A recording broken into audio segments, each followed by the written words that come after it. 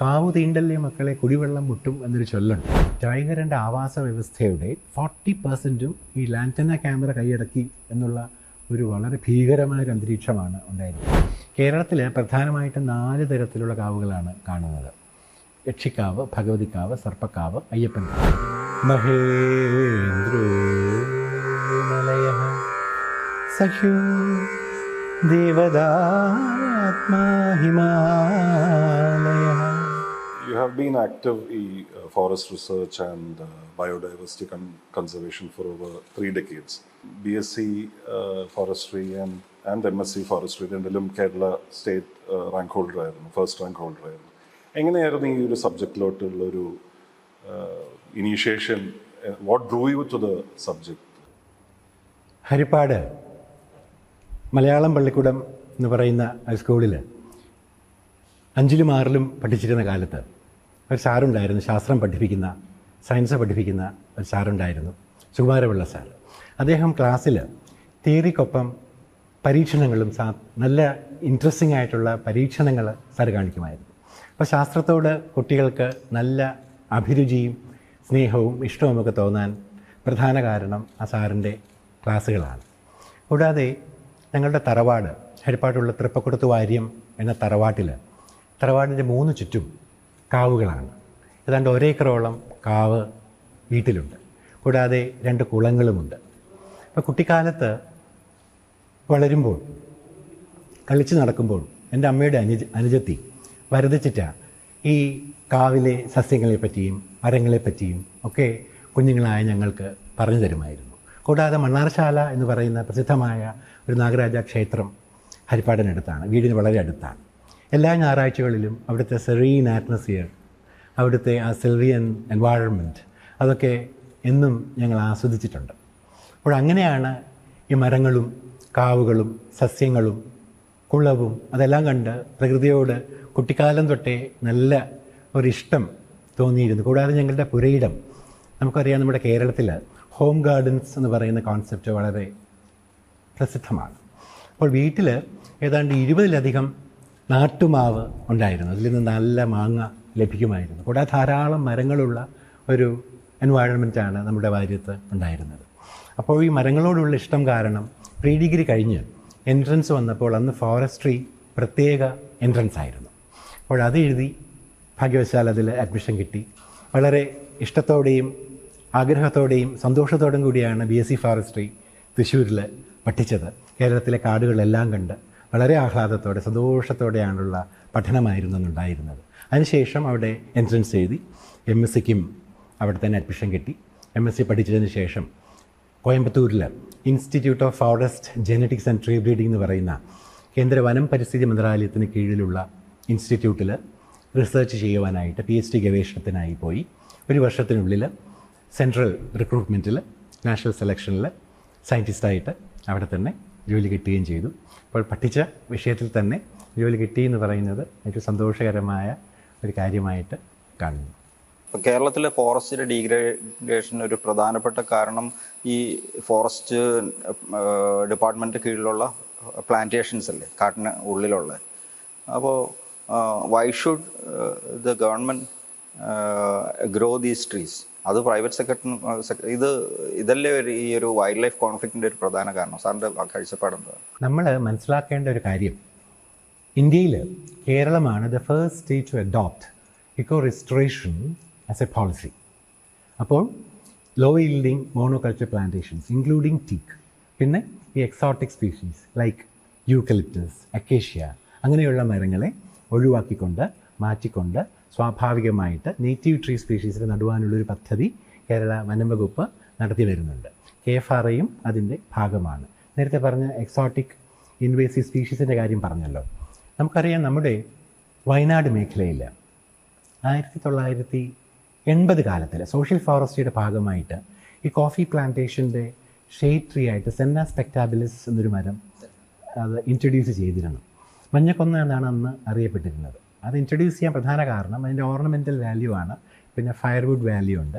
കാരണം നമ്മുടെ അത് എനിക്ക് തോന്നുന്നു ഫോറസ്റ്റ് ഡിപ്പാർട്ട്മെന്റ് തന്നെ പിന്നെ മുത്തങ്ങ റോഡിന്റെ 2 സൈഡിലും ബ്യൂട്ടിഫിക്കേഷന് വേണ്ടി വെച്ചതാണ്. ബ്യൂട്ടിഫിക്കേഷൻ കാരണം അത് നമ്മുടെ സംസ്ഥാന പുഷ്പമായ കാഷ്യ ഫിസ്റ്റുല, കണിക്കൊന്നയുടെ സാദൃശ്യമുള്ള പൂക്കളുള്ളതുകൊണ്ടാണ് അതിനെ ഇൻട്രൊഡ്യൂസ് ചെയ്യാൻ കാരണം. പക്ഷേ അത് ഒരു ഇൻവേസീവായിട്ട് മാറിയിട്ട് 1993 അതിൻ്റെ വിസ്തൃതി ഏതാണ്ട് 14 ചതുരശ്ര കിലോമീറ്റർ, സ്ക്വയർ കിലോമീറ്റർ ആയിരുന്നു. എന്നാൽ ഒരു 10 വർഷം കഴിഞ്ഞ് 2023 ആയപ്പോഴേക്കും അതിൻ്റെ വിസ്തൃതി ഏതാണ്ട് 123 സ്ക്വയർ കിലോമീറ്ററിലേക്ക് കൂടി. 600% വർധനവാണ് അതിൻ്റെ വ്യാപ്തിയിലുണ്ടായിരിക്കുന്നത്. അപ്പോൾ അതൊരു നോക്ഷസ് വീടായിട്ട് വയനാട് സാങ്ച്വറിയിൽ ഏതാണ്ട് 33-ലധികം 40% ഏരിയ ഈ നോക്ഷസ് വീട് കൈയടക്കി കഴിഞ്ഞിരിക്കുകയാണ്. അതിൽ ഇങ്ങനത്തെയുള്ള മരങ്ങളുടെ ഒരു കാര്യം പറഞ്ഞാൽ അതിനെ ഗ്രീൻ ഡെസേർട്ട് എന്ന് വേണം നമുക്ക് വിശേഷിപ്പിക്കാം.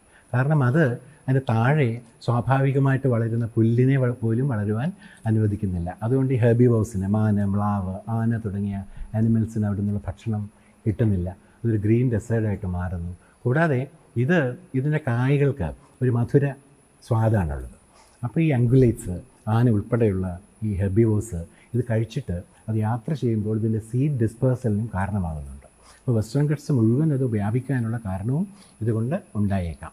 അപ്പോൾ സെന്ന സ്പെക്ടാബിലിസ് അതിൻ്റെ ഇറാഡിക്കേഷൻ ഏറ്റവും പ്രധാനമായിട്ടുള്ള ഒരു കാര്യമാണ്. വനം വകുപ്പ് അതിനുവേണ്ട പദ്ധതികൾ തയ്യാറാക്കിയിട്ടുണ്ട്. KPPL ഏതാണ്ട് ഇതുവരെ 5000-ഓളം മെട്രിക് ടൺസാണ് അവിടെ നിന്നും ഹാർവെസ്റ്റ് ചെയ്ത് കൊണ്ടുപോയിട്ട് അവിടെ നേറ്റീവ് സ്പീഷീസ് വെച്ചിരിക്കുന്നത്. പിന്നെ വേറെ ചില ഏജൻസീസ് ഏതാണ്ട് 1000-ഓളം മെട്രിക് ടൺസും എടുത്തിട്ടുണ്ട്. അപ്പം അങ്ങനെ മെക്കാനിക്കൽ റിമൂവൽ ഇതിന് പറ്റുന്നുള്ളൂ. ചില പഠനം KFRA നടത്തിയ ഒരു പഠനത്തിൽ ഏതാണ്ട് 1.5 മീറ്റർ ഗ്രൗണ്ട് തറനിരപ്പിൽ നിന്നും 1.5 മീറ്റർ ഉയരത്തിൽ അതിൻ്റെ ബാർക്ക് അതിനെ എടുത്ത് കളഞ്ഞു കഴിഞ്ഞാൽ, ഡീബാർക്ക് ചെയ്ത് കഴിഞ്ഞാൽ അത് സ്വാഭാവികമായിട്ട് ഉണങ്ങുന്നു. പണ്ട് തേക്ക് തോട്ടങ്ങൾ വെട്ടുന്നതിന് മുമ്പ് അതിന് ഗേർഡ്ലിംഗ് എന്നാണ് പറയുന്നത്. കാരണം പച്ചത്തടിക്ക് വെയിറ്റ് കൂടുതലായിരിക്കും. പണ്ട് കാലത്ത് അത് ട്രാൻസ്പോർട്ട് ചെയ്തുകൊണ്ടിരുന്നത് നദി വഴിയാണ്. അപ്പോൾ അതിൻ്റെ വെയിറ്റ് കുറയ്ക്കാനായിട്ട്, അതിനെ കൊല്ലുന്നതിനായിട്ട് അതിൻ്റെ സ്ട്രിപ്പായിട്ട് അതിൻ്റെ ബാക്ക് കളഞ്ഞെടുക്കുമായിരുന്നു. അപ്പോൾ അത് കുറേ നാൾ കൊണ്ട് അത് ഉണങ്ങി മാറും, വെയിറ്റ് കുറയും, പിന്നെ ട്രാൻസ്പോർട്ട് ചെയ്യാനും പറ്റും. അപ്പോൾ നമ്മൾ ഈ 1.5 മീറ്റർ ഉയരത്തിൽ അതിൻ്റെ സ്ട്രിപ്പ് ബാക്ക് മാറ്റുമ്പോൾ അത് സ്വാഭാവികമായിട്ട് ഉണങ്ങിപ്പോവുകയും ചെയ്യും. പിന്നെ അടുത്തിടെ KFRAയുടെ ഒരു പഠനം കാണിക്കുന്നത് ആംബ്രോസിയ ബീറ്റിൽ എന്ന് പറയുന്ന ഒരു വണ്ട്, ഒരു പ്രത്യേകതരം വണ്ടാണ്. അതൊരു സ്വാഭാവിക ശത്രുവായിട്ട്, ഒരു ബയോ കൺട്രോൾ ഏജൻറ്റായിട്ട് ഈ സെന്ന സ്പെക്ടാബിലിസിനെതിരെ പ്രവർത്തിക്കുന്നു എന്ന് കണ്ടെത്തുവാൻ സാധിച്ചിട്ടുണ്ട്. അതിൻ്റെ ഗവേഷണം നടന്ന് വരുന്നുമുണ്ട്. ഈ എക്സോട്ടിക് ഏലിയൻ സ്പീഷീസിൽ വേറൊരു പ്രധാനപ്പെട്ട സ്പീഷീസാണ് ലാൻറ്റന ക്യാമറ എന്ന് പറയുന്ന പൂച്ചെടിയിൽ കൊങ്ങിണിച്ചെടി എന്ന് പറയുന്ന ഇൻവെസീവാണ്. നല്ല ഭംഗിയാണ്. ഫോറസ്റ്റിലെ ഏറ്റവും വലിയ ത്രെട്ടാണ് ലാൻറ്റന ക്യാമറ. നമ്മൾ മനസ്സിലാക്കേണ്ടത് ഈ കൂടുതൽ എക്സോട്ടിക് സ്പീഷീസും ഒന്നില്ലെങ്കിൽ സെൻട്രൽ അമേരിക്ക അല്ലെങ്കിൽ ട്രോപ്പിക്കൽ അമേരിക്ക എന്ന് വരുന്ന ഒറിജിനാണ്. ഈ കൊങ്ങിണിച്ചെടിയും അമേരിക്കൻ സ്പീഷീസാണ്. അതിങ്ങനെ വന്നു പെട്ടു.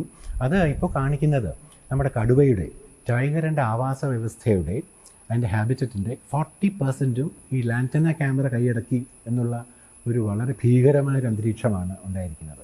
അതിനെ ഇറാഡിക്കേറ്റ് ചെയ്യുക എന്ന് പറഞ്ഞാൽ വളരെ ബുദ്ധിമുട്ടുള്ളൊരു കാര്യമാണ്.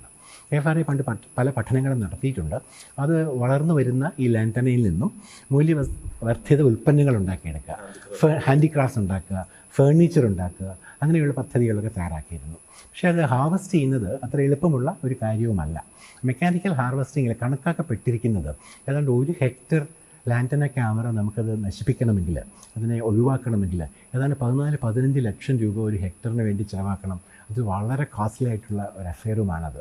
അപ്പോൾ ഈ പ്രധാനപ്പെട്ട നോക്ഷസ് വീഡിൽ പ്രധാനപ്പെട്ട 2 എണ്ണം, ഒന്ന് ഈ സെന്ന സ്പെക്ടാബിലിസ്, അത് നീലഗിരി ബയോസ്ഫിയർ റിസർവിൻ്റെ പല ഭാഗങ്ങളിലും വ്യാപിച്ചിട്ടുണ്ട്. അങ്ങ് പറഞ്ഞതുപോലെ മുത്തങ്ങ, തോൽപ്പെട്ടി ആ ഭാഗത്താണ് അതിൻ്റെ വ്യാപനം ഏറ്റവും കൂടുതലുള്ളത്. ലാൻറ്റന ക്യാമറ എല്ലായിടവും പടർന്ന് വ്യാപിച്ചിരിക്കുകയാണ്. വേറെ ക്രോമലീന ഒഡറേറ്റ എന്ന് പറയുന്ന കമ്മ്യൂണിസ്റ്റ് പച്ച, അത് കാട്ടിൽ ധാരാളമുള്ള ഒരു ചെടിയാണ്. പിന്നെ വരുന്നത് മൈക്കേനിയ മൈക്രാന്ത എന്ന് പറയുന്ന ധൃതരാഷ്ട്ര പച്ച എന്ന് പറയുന്ന ഒരു ചെടിയുണ്ട്.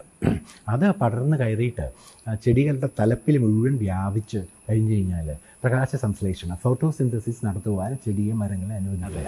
ഈ അടുത്ത് ഈ കേരള ബയോഡൈവേഴ്സിറ്റി ബോർഡും ഒരു പൈലറ്റ് പ്രോജക്റ്റായിട്ട് 5 സ്ഥലത്ത് 5 ജില്ലകളിൽ ഈ സേക്രഡ് ഗ്രോവ്സ് സെലക്ട് ചെയ്തിട്ട് ഈ മൈക്രോ ഇക്കോസിസ്റ്റം കൺസർവേഷൻ ഒരു പ്രോജക്റ്റിനാണ്. ഇതിൻ്റെ ഒരു റെലവൻസും ഇല്ലെങ്കിൽ KFRAയുടെ സൈഡിൽ നിന്ന് ഉള്ള സ്റ്റഡീസിൻ്റെ ഇതൊന്ന് പറയാമോ?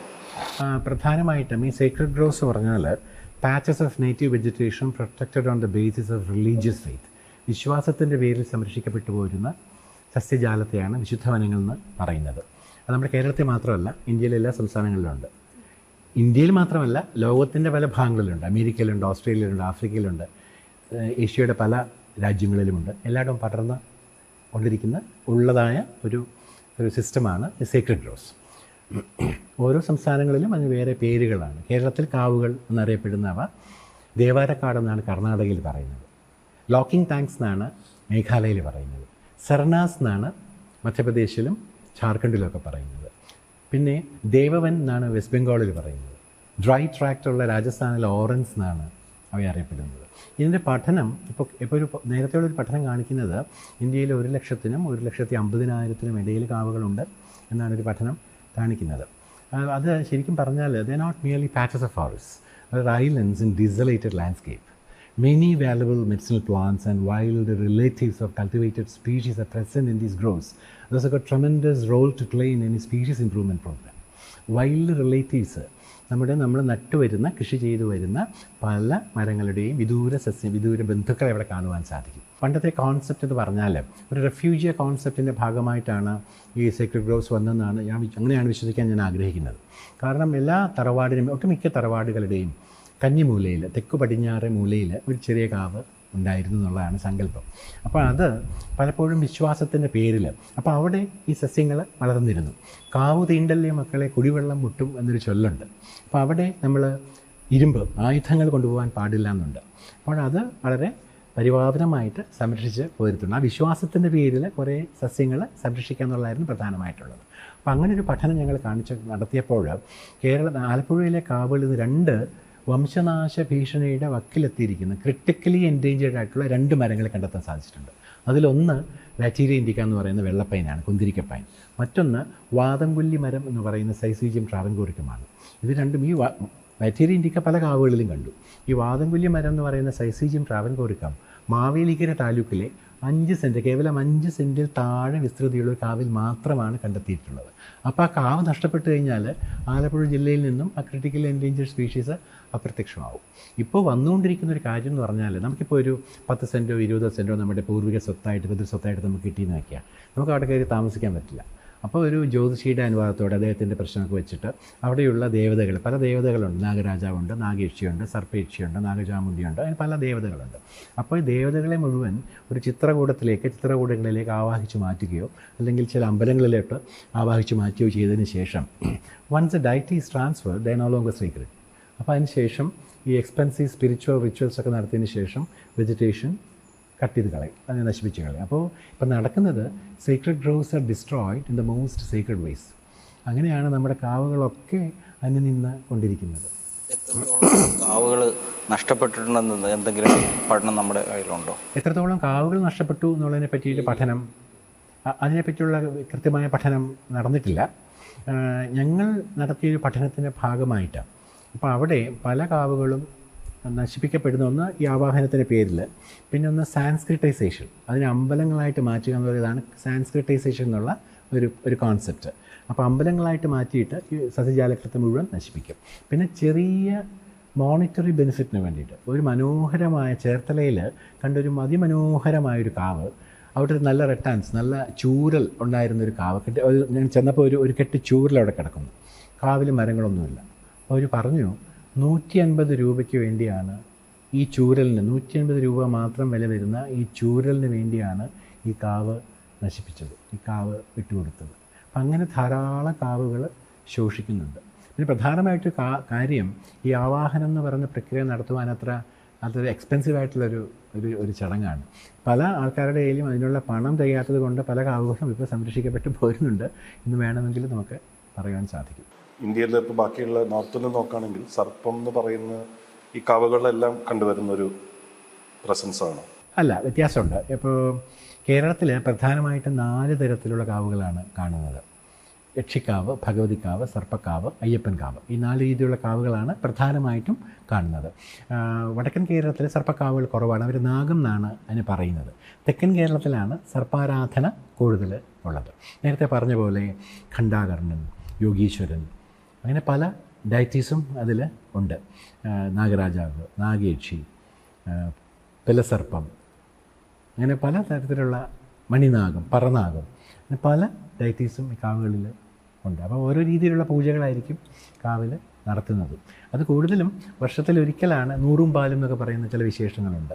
അത് അതിനുവേണ്ടി ഒരു വർഷത്തിലൊരിക്കൽ നടക്കും. ആ സമയത്ത് ഇപ്പോൾ സാധാരണ കാവ് പ്രൊട്ടക്റ്റ് ചെയ്യാൻ വേണ്ടിയിട്ട്, കാവ് നമ്മുടെ പരിസരത്തോട്ട് കടന്ന് കയറാതിരിക്കാൻ വേണ്ടിയിട്ട് ഞങ്ങളുടെ വാര്യത്ത് ചെയ്യുന്നത് അതിന് ചുറ്റും ഒരു നല്ല ഒരു ട്രെഞ്ച് കുഴിക്കുക എന്നുള്ളതാണ്. ആ ട്രെഞ്ച് കുഴിക്കുമ്പോൾ അതിന് ഇങ്ങോട്ട് കാവ് കടന്ന് വരുന്നില്ല എന്നുള്ളതാണ്. ആ കാന്താര ഫിലിമൊക്കെ വന്ന പിന്നെ അങ്ങനത്തെ ഇപ്പം തെയ്യക്കോലം അങ്ങനെയൊക്കെയുള്ള ഭയങ്കര ഇൻട്രസ്റ്റ് ഉണ്ട്. അല്ലാത്ത കാവുകളാണെന്നുണ്ടെങ്കിലും ജനറലി പബ്ലിക്കിനൊരു കുറച്ചും കൂടി ഒരു ഇൻട്രസ്റ്റ് ഉണ്ട് ആ ഒരു സബ്ജക്റ്റിനോട്. അപ്പോൾ ഇത് ആക്ച്വലി കൺസർവേഷന് നല്ലതാണോ എന്നവേ അല്ല, കൂടുതൽ അറ്റൻഷൻ കിട്ടുന്ന നല്ലതാണോ പ്രൊട്ടക്ഷൻ, അല്ല ദോഷങ്ങളും ഉണ്ടോ ഇതിന്? ഈ കൺസർവേഷൻ ഏറ്റവും പ്രയോജനകരമായ രീതിയാണ്. കാരണം ഞാൻ നേരത്തെ പറഞ്ഞ പോലെ റിലീജിയസ് ബിലീഫ്സ് വളരെ ഇമ്പോർട്ടൻ്റ് ആണ്. അപ്പോൾ കൾച്ചറൽ ആയിട്ടുള്ള ഇതുപോലത്തെ ഉത്സവങ്ങൾ, തെയ്യം, അതൊക്കെ നടത്തുമ്പോൾ ആ കാവിനെ ആസ്പദമാക്കി അതിനെ ബന്ധപ്പെട്ടാണ് ഈ ഉത്സവങ്ങൾ നടക്കുന്നത്. അപ്പോൾ കാവ് സംരക്ഷിക്കാനായിട്ട് നാട്ടുകാർ പ്രതിജ്ഞാബദ്ധരാകും, അവരെ സംരക്ഷിക്കും. അപ്പോൾ ഈ ആസ്പെക്റ്റും അതിൽ വളരെ പ്രധാനപ്പെട്ട ഒരു കാര്യം തന്നെയാണ്.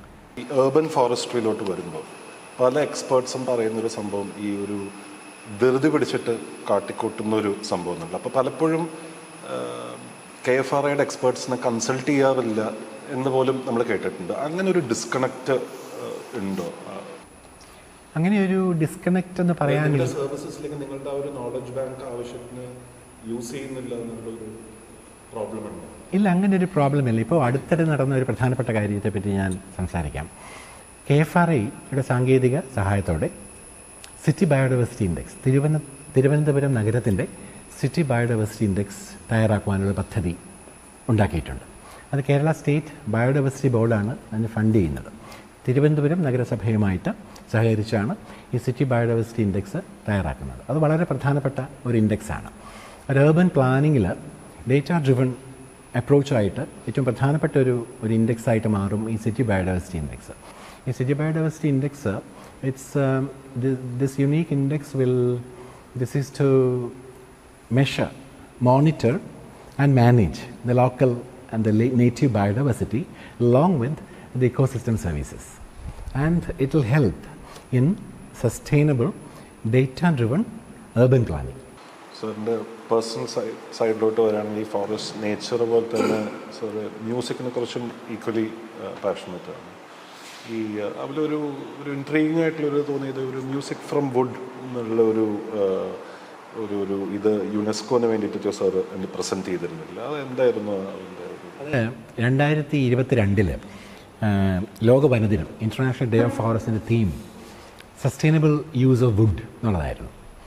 അപ്പോൾ ബാങ്കോക്കിൽ വെച്ച് നടന്ന FAO യുണൈറ്റഡ് നേഷൻസിന് വേണ്ടിയാണ് പ്രോഗ്രാം ചെയ്തത്. അപ്പോൾ അവർ നമ്മളോട് ആവശ്യപ്പെട്ടു മ്യൂസിക് ഫ്രം വുഡ് ഒരു പ്രോഗ്രാം നടത്താൻ പറ്റുമോ, കാരണം അത് തടിയുമായിട്ട് ബന്ധപ്പെട്ടിരിക്കുന്നൊരു ഇന്നോവേറ്റീവ് കാര്യമായിരിക്കും എന്ന് പറഞ്ഞു. അപ്പോൾ ഞങ്ങളതിനെപ്പറ്റി ആലോചിച്ചു. അപ്പോൾ ഞാനും എൻ്റെ മകൻ ഉണ്ണിയുമായിട്ട് ചേർന്നിട്ട് ഒരു ജുഗൽബന്ദി പരിപാടി അവതരിപ്പിച്ചു. അതിൽ മോൻ തബല വായിച്ചു, ഞാൻ മൃദംഗം വായിച്ചു. അതിനൊരു ജുഗൽബന്ദി പരിപാടി മ്യൂസിക് ഫ്രം വുഡ് എന്ന പേരിൽ അവതരിപ്പിച്ച് അതിന് വേണ്ടത്ര രാജ്യാന്തര ശ്രദ്ധയും അതിന് കിട്ടുകയുണ്ടായി. ഈ യജുർവേദത്തിന് ഉള്ള ഒരു വന്ദനം ഇത് പറഞ്ഞില്ല, അതിലൊരു 2 വരി പാടാമോ? പ്രകൃതി വന്ദനം. അതിൽ 2.5 മിനിറ്റ് ഉണ്ട്. ഇത്തവണയും അത് inspired by nature for climate for future for our future എന്ന തീമിൽ ഒരു പരിസ്ഥിതിഗാനം തയ്യാറാക്കിയിട്ടുണ്ടായിരുന്നു. ഇപ്പോൾ ഇത് പാടാം.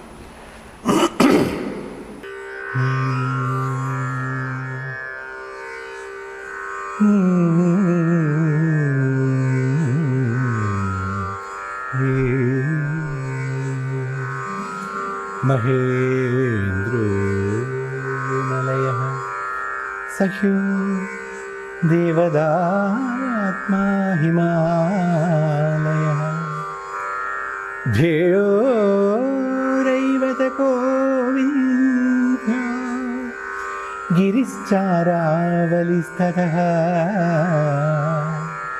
ഗിരിശ്ചാരാവലിസ്ഥതഃ ശാന്തിരന്തരീക്ഷഃ ശാന്തിഃ പൃഥ്വീ ശാന്തിരാപഃ ശാന്തിരോഷധയഃ ശാന്തിഃ वनस्पतयः शान्तिवृक्षो देवः शान्ति ब्रह्मा शान्ति सर्वशान्तिः शान्तिरेव शान्तिः सा मा शान्तिरेधि ॐ शान्ति ॐ